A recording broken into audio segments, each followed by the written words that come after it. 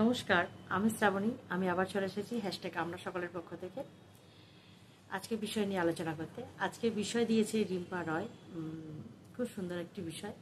তার আগে সকলকে আজকে গুরু পূর্ণিমার অনেক অনেক শ্রদ্ধা, প্রণাম, ভালোবাসা, সব কিছু অন্তর থেকে।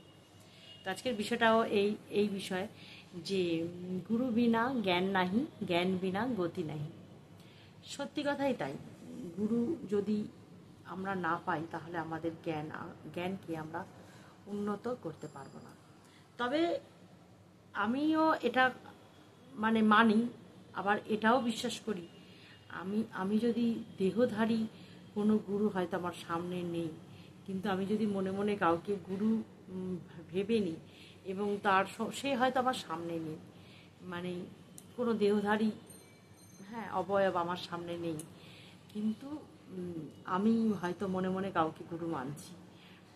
তো আমার মনে হয় না যে এটা, ওই যে বলি না, সবটাই মনের একটা বিশ্বাস। যখন গুরুর প্রয়োজনীয়তা অবশ্যই আছে, কিন্তু সেই যে গুরু, যিনি সত্যিকারের গুরু হবেন, তার মধ্যেও কিন্তু সেই শক্তি অবশ্যই সঞ্চারিত থাকতে হবে যে তিনি আমাদের যে জ্ঞান দিচ্ছেন সেই জ্ঞান আমাদের মধ্যে তার অন্তর থেকে আমাদের অন্তরে আসবে। সব কিছু আমরা এটা তো মানি আমরা, তাই না? যে আমরা স্বামীজির বইয়ে পড়েছি, সব কিছু যত মহাপুরুষগণ আছেন সবাই বলেন যে আমাদের এখনকার কর্ম, আগেকার কর্মফল আমরা এখন বর্তমানে ভোগ করছি, আর এখন যে কর্ম করছি, এই মুহূর্তে যে কর্ম করছি, এর ফল কিন্তু আমরা পরে ভোগ করব। তো এটাই ব্যাপার। এবার তাহলে কি আমাদের গুরুর প্রয়োজনীয়তা নেই কোনো? আমরা নিজেরা তাহলে যে কর্ম করব সেটাই না,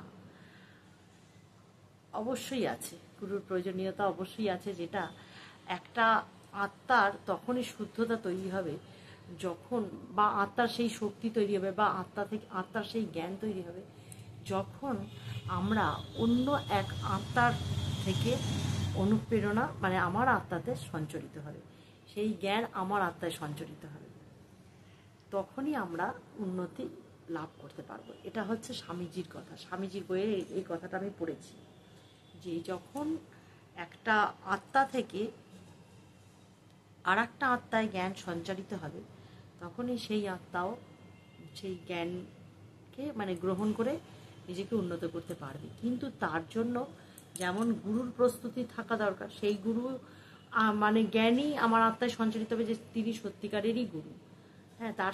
তাকে সেই ক্ষমতাটা অর্জন করতে হবে। এবং আমারও বলে না যে ক্ষেত্র যে ধান ক্ষেত বা যে কোনো ক্ষেত আর কি, যদি তৈরি থাকে, বীজ ফেললেই তাতে চারা উঠবে তা নয়, সেই মাটিটাকে তৈরি থাকতে হবে। যেমন কোনো কিছু ধান বলে না, ধান রোপণ করতে হলে আগে কি করতে হয়? হাল চালাতে হয়। হাল চালিয়ে মাটিটাকে তৈরি করে নিতে হয়, তবে সেখানে যখন বীজ ফেলা হবে তবেই সেই ধান গাছ হবে আর কি। তো সেই রকমই আমরা যখন অন্যের থেকে জ্ঞান নিজের মধ্যে নিয়ে সেই জ্ঞানের আলোয় আলোকিত হব, সেই জন্য আমার অন্তরটাকেও তৈরি হতে হবে।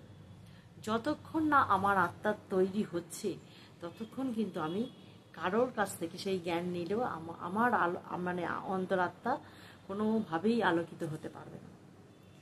এটা আমি নিজের জীবন দিয়ে বুঝি। আমি অনেকবারই আমার মনে হয়েছে, কিন্তু নিশ্চয়ই আমার হয়তো আমি ওপরে খুব যে চঞ্চল তা না। আমি এখানেও একটু আমার অভিজ্ঞতা শেয়ার করি। যেমন আমি না প্রচণ্ড চারিদিকে কিন্তু আমি যে সমস্ত ঠাকুরের স্থান আমি গিয়ে যে ঘন্টার পর ঘন্টা কোনো জায়গা আমাকে ভীষণ টানে।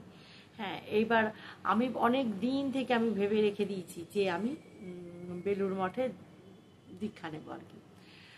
আর কিন্তু আমি এই বেশ কিছুদিন আগে প্রায় 6-8 মাস আগে একবার আমি আমাদের বাড়ির ওখান থেকে আরো ভেতর দিকে একটা জগদ্ধাত্রী মন্দির, বিশ্বাস করে না, আমি মন্দিরটা একটা ভিডিও করে নিয়ে এসেছিলাম, কিন্তু এসে না আমি আর দেখতেই পেলাম না ভিডিওটা। কেন কি জানি, আমি ভালো কি জানি মা হয়তো চান না যে তার ছবি আমি দেখাই বা কিছু। যাই হোক, নিশ্চয়ই মা চাইলে আমি আবার এরপরে যখন যাবো আবার করবো।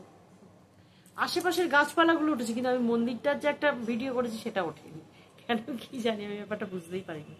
তো যাই হোক, আমার সেখানে গিয়েও এত ভালো লেগেছে, আমি সারাদিন সেখানে কাটিয়েছি। আমি গিয়েছিলাম সেইখানকার যিনি আর কি গুরু দীক্ষা দেন, আমি ওনার সাথে দেখা করতে গিয়েছিলাম। তো আমি দেখাও করেছি, আমার ভালোও লেগেছে। আমি দেখলাম অনেক মানুষজন আসছে, সব কিছু ঠিক আছে, কিন্তু আমি আমি এবার ওই দোমনা হয়ে গেছি আর কি, মানে মনটাকে আমি স্থিরই করতে পারছি না যে আমি ওখানে যাব না এখানে।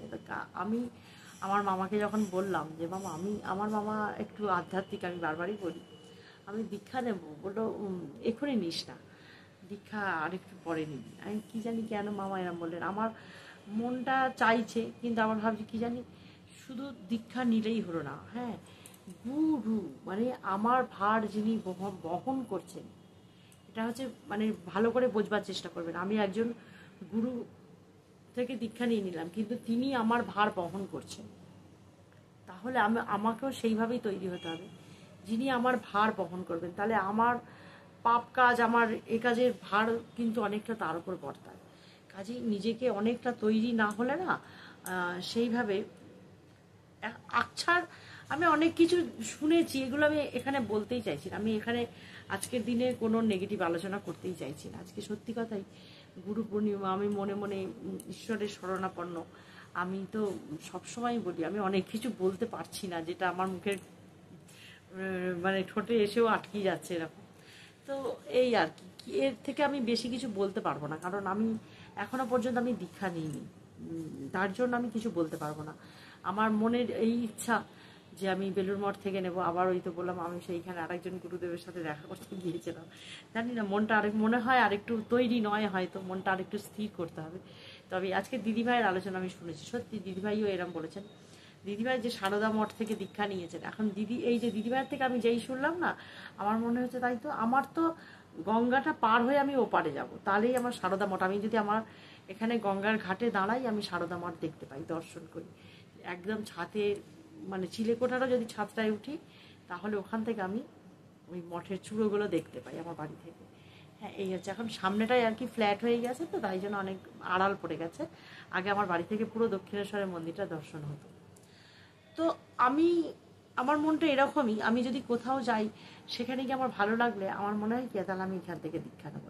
আমি নিজেই বুঝতে পারি যে এই যে আমার অন্তরাত্মা এখনো বোধহয় চঞ্চল হয়ে আছে, সেই জন্য ঠিক দীক্ষাটা আমি এখনো নিইনি। কিন্তু আমি এটা বুঝতে পারি যে গুরু, ওই যে বললাম যে গুরু, আমি বই পড়ছি, বই থেকে জ্ঞান অর্জন করছি, জ্ঞান অর্জন করলেই তো হবে না, আমার অন্তরাত্মাটাকে অনেকটা শুদ্ধ করতে হবে, আমার ভিতরটা অনেকটা শুদ্ধ চিত্ত। তা বলে কি দীক্ষা নিচ্ছে না, এমন অনেক মানুষ আছেন যারা দীক্ষা নিচ্ছেন, দীক্ষা নিয়ে ওই নামকে বাঁচতে একবার জপ করছেন, ব্যাস জপ করা যেই হয়ে গেল, আবার তিনি যেরকম আগের অবস্থায় ফিরে আসছেন।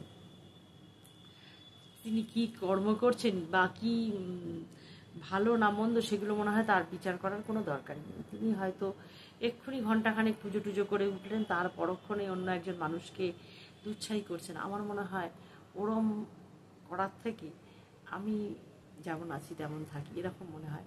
নিশ্চয়ই আমার যিনি গুরু হবেন তিনি নিশ্চয়ই আমাকে একদিন না একদিন ডেকে নেবেন, এটাই আমি ভাবি। যে আমি তো মন থেকে আমি অনেক কিছু চাইছি, কিন্তু সবটাই যে ঠিকঠাকভাবে করতে পারছি তা না। হ্যাঁ, আমি ওই গুরুর দীক্ষা নিলাম, নিয়ে আর আধ ঘন্টা একটু বসে জব করে নিলাম। আধ ঘন্টা কি, অনেকে তো দেখি মানে 5 মিনিটও বোধহয় লাগে না, জব করলে উঠে গেল। তাহলে এবার জানি না এর মানে এর কি ফলাফল, আমি ঠিক ব্যাপারটা বুঝি না। তো এটা নিয়ে আমার অনেক মানে ধারণা নেই, এটুকুই আমি বলবো যে যেরকম আমি স্বামীজির বইতে যে গুরু কেন, আমি একটা জায়গায় পড়েছিলাম যে স্বামীজির একটুখানি বই আমি পাঠ করে শোনাই একটুখানি।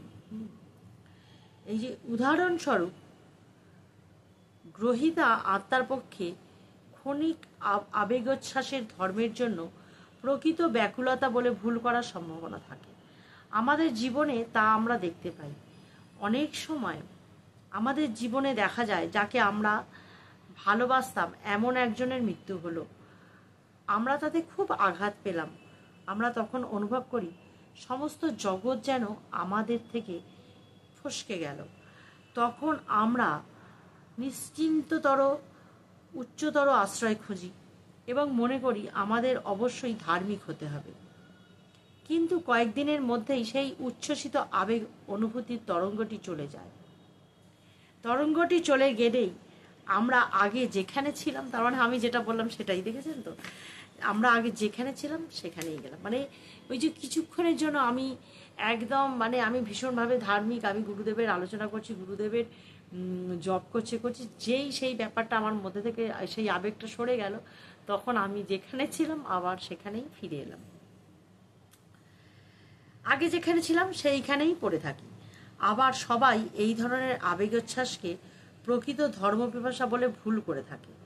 যতদিন এই সব ক্ষণকালীন আবেগকে এইভাবে ভুল মনে করব, ততদিন ধর্মের প্রতি আত্মার নিরন্তর ও প্রকৃত আকাঙ্ক্ষা জাগবে না, এবং ততদিন যিনি আমাদের মধ্যে আধ্যাত্মিক শক্তি সঞ্চার করবেন এবং প্রকৃত গুরুর দেখা পাবো না। মানে যতদিন আমরা ওইরকম থাকবো ততদিন আমরা প্রকৃত গুরুর দেখা পাবো না। সুতরাং যখনই আমরা আমাদের বহু আকাঙ্ক্ষিত সত্য লাভের জন্য সমস্ত অনুসন্ধান ও চেষ্টা ব্যর্থ হচ্ছে বলে অভিযোগ করি, তখন এই অভিযোগ না করে আমাদের প্রথম কর্তব্য হবে আমাদের অন্তরাত্মার দিকে তাকিয়ে দেখা। আমাদের অন্তরের আকাঙ্ক্ষা প্রকৃত কিনা, তাহলে বহু ক্ষেত্রেই দেখা যাবে আমরা সত্য লাভের উপযুক্ত নই, আমাদের ধর্মপিপাসা প্রকৃত নয়। আবার শক্তি সঞ্চালক গুরুর ব্যাপারেও আরও বড় বিঘ্নের সম্ভাবনা আছে। এমন অনেকে আছেন যারা নিজের অজ্ঞানে নিমগ্ন থেকেও অহংকারবশত তারা সব জানে বলে মনে করে। শুধু তারা এইখানে থেমে থাকে না, আবার অপরের ভার কাঁধে নিতে চায়। এইভাবে অন্ধ অন্ধকে পথ দেখিয়ে নিয়ে যেতে যেতে দুজন নেই গর্তে পড়ে যায়। এই ভয়টাই আমার মধ্যে কাজ করে, যে একজন অন্ধ আর একজন অন্ধকে, আমি তো এক অন্ধ, আবার আর একজন অন্ধ আমাকে যদি চেনে নিয়ে যায়। আমি সবসময় নিজে একটু বুঝতে চেষ্টা করি যে কি জানি কতটা, মানে জানি না, এই যে অজ্ঞানে আচ্ছন্ন থেকেও মিথ্যা জ্ঞানের অহংকারে স্ফীত হয়ে নিজেদের পণ্ডিত ভেবে অন্ধের দ্বারা পরিচালিত অন্ধের মতো স্থলিত পদে ইতস্তত ঘুরে বেড়ায়। এই ধরনের মূঢ় লোকের দ্বারা জগৎ পরিপূর্ণ। প্রত্যেকেই গুরু হতে চায়, বলছে এই ধরনের মূঢ় লোকের দ্বারা জগৎ পরিপূর্ণ, প্রত্যেকেই গুরু হতে চায়। প্রত্যেক ভিখারিও লক্ষ লক্ষ টাকা দান করতে চায়। এইসব ভিখারিদের মতো এইসব গুরুরাই হাস্যাস্পদ হন সকলের কাছে। স্বামীজির বইয়ের প্রতিটাই যে আমি দেখাই, স্বামীজির যে এই বইটা বিবেকানন্দ রচনা সমগ্র, এরম দুটো ভাগ আমি পেয়েছি। আমি পড়ি, বুঝবার চেষ্টা করি। আমি ওই যে বললাম, গ্রন্থ পড়ে আমাদের হয়তো কিছুটা জ্ঞান আমরা লাভ করতে পারি, কিন্তু একজন আত্মা, আমার যে আত্মা আছে, সেই আত্মা তখনই জ্ঞান লাভ করবে যখন আমি একজন মানে প্রকৃত গুরুকে দেখা পাবো। সেই গুরুর আত্মা আমার আত্মাকে অনুপ্রেরণা দেবে, তবেই তো আমার ভিতর থেকে শক্তি, আমার অন্তরের আত্মা আলোকিত হবে। এটাই বলবার ছিল, এর বাইরে আমি আর কিছু জানি না। তো আজকে চললাম এই পর্যন্তই। সকলে ততক্ষণ পর্যন্ত ভালো থেকো। আবার আসবো অন্য কোনো দিন, অন্য কোনো আলোচনা বা পাঠ।